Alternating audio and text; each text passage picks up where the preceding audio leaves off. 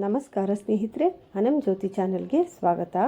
ಸ್ನೇಹಿತರೆ, ಬಹಳಷ್ಟು ಜನ ಕಮೆಂಟ್ಸ್ ಮಾಡಿ ಕೇಳ್ತಿದ್ರಿ, ದೀಪಾವಳಿ ಅಮಾವಾಸ್ಯೆಯಲ್ಲಿ ನಾವು ಹಿಂದಿನ ವರ್ಷ ಮಾಡಿ ಇಟ್ಟಂತಹ ಕುಬೇರ ಪೋಟಲಿಯನ್ನು ಈ ವರ್ಷ ಯಾವಾಗ ತೆಗಿಬೇಕು, ಹಾಗೆ ಹಳೆಯ ಪೋಟಲಿಯನ್ನು ಏನು ಮಾಡಬೇಕು, ಮತ್ತೆ ಹೊಸದಾಗಿ ಮಾಡಬೇಕಾ ಅಥವಾ ಅದನ್ನೇ ಇಡಬೇಕಾ ಅಂತ ಕೇಳ್ತಾ ಇದ್ರಿ. ನಿಮ್ಮ ಎಲ್ಲ ಅನುಮಾನಗಳಿಗೆ ಈ ಒಂದು ವಿಡಿಯೋದಲ್ಲಿ ಉತ್ತರವನ್ನು ಕೊಡ್ತಾ ಇದ್ದೀನಿ. ನೋಡಿ, ನೀವು ಹಿಂದಿನ ವರ್ಷ ನಿಮ್ಮ ತಿಜೋರಿಯಲ್ಲಿ ಇಟ್ಟಂಥ ಕುಬೇರ ಪೋಟಲಿಯನ್ನು ಈ ವರ್ಷ ಅಂದರೆ ಸೋಮವಾರ ಸಂಜೆ ನೀವು ದೀಪಾವಳಿ ಅಮಾವಾಸ್ಯೆ ಧನಲಕ್ಷ್ಮಿ ಪೂಜೆಯನ್ನು ಮಾಡ್ತೀರಲ್ಲ, ಆ ಪೂಜೆಯನ್ನು ಮಾಡೋದಕ್ಕಿಂತ ಮುಂಚೆ ನಿಮ್ಮ ತಿಜೋರಿಯಿಂದ ಅದನ್ನು ತೆಗೆದು ಅದಕ್ಕೆ ನಮಸ್ಕರಿಸಿ ಕಡ್ಡಿಯನ್ನು ಬೆಳಗಬೇಕು. ಬೇರೆ ಯಾವುದೇ ಪೂಜೆ ಅಗತ್ಯ ಇಲ್ಲ. ಕಡ್ಡಿಯಿಂದ ಬೆಳಗಿ ಆ ಪೋಟಲಿಗೆ ಮುಟ್ಟಿ ನಮಸ್ಕರಿಸಿ ಆನಂತರ ನೀವು ಅದಕ್ಕೆ ಹಾಕಿರೋಂಥ ಗಂಟನ್ನು ಬಿಚ್ಚಿ ಈ ಪೋಟಲಿಯನ್ನು ಓಪನ್ ಮಾಡ್ಬೋದು. ನೀವು ಅದನ್ನು ತೆಗೆದ ನಂತರ ನೋಡಿರಿ, ಇದರಲ್ಲಿ ಕೆಲವು ವಸ್ತುಗಳು ಸ್ವಲ್ಪ ದಿವಸದ ನಂತರ ಸ್ವಲ್ಪ ಕೆಟ್ಟೋಗೋಂಥ ವಸ್ತು ಇರುತ್ತೆ. ಅಂದರೆ ಧನಿಯಾ ಬೀಜ ಒಡೆದೋಗ್ಬೋದು, ಒಳಗಡೆನೇ ಒಡೆದೋಗಿರುತ್ತೆ, ಅಥವಾ ಈ ಅರಿಶಿಣದ ಕೊಂಬು ಕೆಲವೊಂದು ಸಂದರ್ಭದಲ್ಲಿ ಹುಳಗಳು ಬಂದುಬಿಟ್ಟಿರುತ್ತೆ. ಆ ರೀತಿಯೆಲ್ಲ ಆಗೋ ಸಾಧ್ಯತೆ ಇರುತ್ತೆ. ಮತ್ತು ಇದನ್ನು ತೊಳೆದು ನಾವು ಮರುಬಳಕೆ ಮಾಡೋದಕ್ಕೆ ಆಗೋದಿಲ್ಲ. ನೀವು ಇದನ್ನು ತೊಳೆದ್ಬಿಟ್ಟು ಮತ್ತೆ ಅದೇ ಪೋಟ್ಲಿನಲ್ಲಿ ಹಾಕಿ ಕಟ್ಟಿದ್ರೂ ಕೂಡ ಎಲ್ಲ ನೀರು ಬಿಟ್ಕೊಂಡಿರುತ್ತೆ, ಅದು ಸರಿಯಾಗಿರೋದಿಲ್ಲ. ಆದ್ದರಿಂದ ಇದು ಹಾಳಾಗೋಂಥ ವಸ್ತುಗಳನ್ನು ಇದರಿಂದ ತೆಗೆದುಬಿಡಿ. ಅದ್ಯಾವುದು ಅಂತ ಹೇಳಿದ್ರೆ ಅರಿಶಿಣದ ಕೊಂಬನ್ನು ತೆಗಿಬೇಕಾಗತ್ತೆ. ಇನ್ನು ಈ ಅಡಕೆ ಬೆಟ್ಟ ಏನು ಇಟ್ಟಿದ್ದೀವಿ ಅದು ಹಾಳಾಗೋದಿಲ್ಲ, ಅದನ್ನು ನೀವು ತೊಳೆದು ಮತ್ತೆ ಮರುಬಳಕೆ ಮಾಡ್ಕೋಬೋದು. ನೋಡಿ, ಇದರಲ್ಲಿ ನಾನು ಲಕ್ಷ್ಮೀ ಕವಡೆ, ಹಾಗೆ ಅಡಕೆ ಬೆಟ್ಟ, ಕಮಲದ ಬೀಜ, ಹಾಗೆ ಗುಲ್ಗಂಜಿ, ಮತ್ತು ನಾವಿಟ್ಟಿರೋಂಥ ಬೆಳ್ಳಿಯ ನಾಣ್ಯ ಮತ್ತು ನೋಟು, ಹಣ ಏನು ಇಟ್ಕೊಂಡಿರ್ತೀವಿ ಅದು, ಅದ್ರ ಜೊತೆ 1 ರೂಪಾಯಿ ನಾಣ್ಯ ಇಟ್ಟಿರ್ತೀವಲ್ಲ ಅದನ್ನು ಕೂಡ ತೆಗೆದು ಇದ್ರ ಜೊತೆಗೇ ಇಟ್ಕೊಳ್ತಾ ಇದ್ದೀನಿ. ಅದು ಮತ್ತು ಇದರಲ್ಲಿಟ್ಟಂಥ 500 ರೂಪಾಯಿದು ನೋಟ್ಗಳು, ಅದನ್ನು ಕೂಡ ಸಪ್ರೇಟಾಗಿ ತೆಗೆದಿಟ್ಕೊಳ್ತಾ ಇದ್ದೀನಿ. ಇದನ್ನು ಮತ್ತೆ ಈ ವರ್ಷದ ಪೋಟ್ಲಿನಲ್ಲಿ ಉಪಯೋಗ ಮಾಡ್ಬೋದು.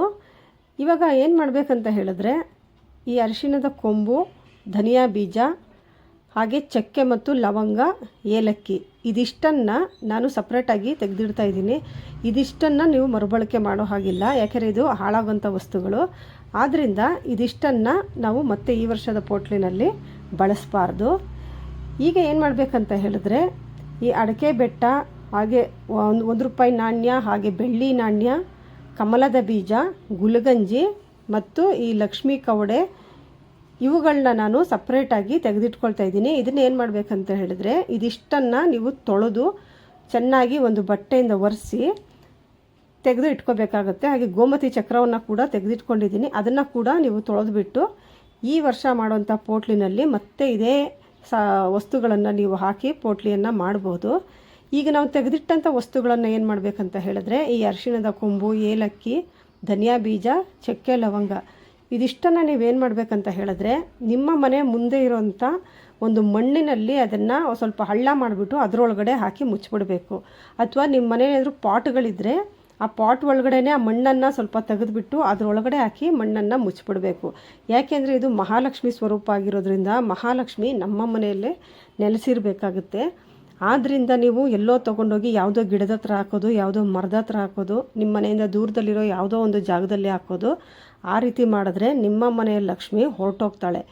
ಆದ್ದರಿಂದ ನಿಮ್ಮ ಲಕ್ಷ್ಮಿ ನಿಮ್ಮ ಮನೇಲಿ ಸ್ಥಿರವಾಗಿರಲಿ ಅನ್ನೋ ಕಾರಣಕ್ಕೆ ಈ ಪೋಟ್ಲಿಯನ್ನು ಮಾಡ್ತಾ ಇರೋದ್ರಿಂದ ಈ ವಸ್ತುಗಳನ್ನೆಲ್ಲ ನೀವು ನಿಮ್ಮ ಮನೆ, ಈಗ ನಿಮ್ಮ ಮನೆ ಕಾಂಪೌಂಡ್ ಒಳಗಡೆ ನಿಮಗೆ ಜಾಗ ಇದೆ ಅಂದರೆ ಆ ಕಾಂಪೌಂಡ್ ಒಳಗಡೆ ಯಾವುದೋ ಒಂದು ಜಾಗದಲ್ಲಿ ಮಣ್ಣನ್ನು ತೆಗೆದುಬಿಟ್ಟು ಅದ್ರ ಕೆಳಗಡೆ ಹಾಕ್ಬೋದು. ಅಥವಾ ನಿಮ್ಮ ಗಿಡದ ಕೆಳಗಡೆನೇ ಮಣ್ಣನ್ನು ಸ್ವಲ್ಪ ತೆಗೆದುಬಿಟ್ಟು ಅದರೊಳಗಡೆ ಹಾಕಿ ಅದನ್ನು ಮುಚ್ಚಿಬಿಡ್ಬೋದು. ಇನ್ನು ಉಳಿದಂಥ ಸಾಮಾನುಗಳೇನಿದೆ ಅದನ್ನು ನೀವು ಚೆನ್ನಾಗಿ ತೊಳೆದು ಒರೆಸಿ ಇಟ್ಕೋಬೇಕು. ಹಾಗೆ ಈಗ ನೀವು ಮಣ್ಣೊಳಗಡೆ ಹಾಕಿದ್ದೀರಲ್ಲ ಆ ವಸ್ತುಗಳನ್ನೆಲ್ಲ ಮತ್ತೆ ಬೇರೆ ನೀವು ಅಂಗಡಿಯಿಂದ ಹೊಸದಾಗಿ ನೀವು ತೊಗೊಂಬರ್ಬೇಕು. ಈ ಅರಿಶಿಣದ ಕೊಂಬು, ಚಕ್ಕೆ ಲವಂಗ ಅದೆಲ್ಲ ಏನಿದೆ ಮತ್ತೆ ಅದನ್ನು ಹೊಸದಾಗಿ ತೊಗೊಂಡು ಬಂದು ಅದನ್ನು ನೀವು ಪೋಟ್ಲಿನಲ್ಲಿ ಮಾಡ್ಬೋದು. ಇನ್ನು ಈ ಬಟ್ಟೆ ಏನಿದೆ ಅದನ್ನು ಚೆನ್ನಾಗಿ ತೊಳೆದು ಒಣಗಿಸಿ ನೀವು ಈ ಬಟ್ಟೆಯನ್ನು ಮತ್ತೆ ಉಪಯೋಗಿಸ್ಬೋದು.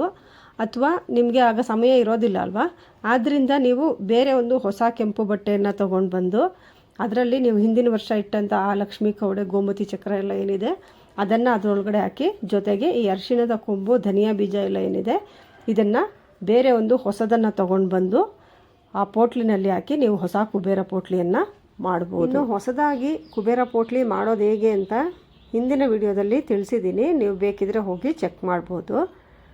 ನೋಡಿದ್ರಲ್ಲ ಸ್ನೇಹಿತರೆ, ಇವತ್ತಿನ ವಿಡಿಯೋದಲ್ಲಿ ನಿಮ್ಮ ಸಂದೇಹಗಳಿಗೆ ಉತ್ತರ ಸಿಕ್ಕಿದೆ ಅಂತ ಅಂದ್ಕೊಂಡಿದ್ದೀನಿ. ಈ ವಿಡಿಯೋ ನಿಮಗೆ ಇಷ್ಟ ಆಗಿದ್ದರೆ ಲೈಕ್ ಮಾಡಿ, ನಿಮ್ಮ ಸ್ನೇಹಿತರಿಗೆಲ್ಲ ಶೇರ್ ಮಾಡಿ. ಸಬ್ಸ್ಕ್ರೈಬ್ ಮಾಡದೆ ನೋಡ್ತಿದ್ರೆ ಈಗಲೇ ಸಬ್ಸ್ಕ್ರೈಬ್ ಮಾಡಿ, ಬೆಲ್ ಐಕಾನ್ ಒತ್ತಿ. ನಿಮ್ಮ ಅನಿಸಿಕೆಗಳನ್ನು ಕಮೆಂಟ್ ಮಾಡಿ ತಿಳಿಸಿ. ಮತ್ತೊಂದು ಉಪಯುಕ್ತ ವಿಡಿಯೋ ಜೊತೆ ಮತ್ತೆ ಭೇಟಿ ಮಾಡೋಣ. ಅಲ್ಲಿವರೆಗೂ ನಮಸ್ಕಾರ. ಸರ್ವೇ ಜನ ಸುಖಿನೋ ಭವಂತು.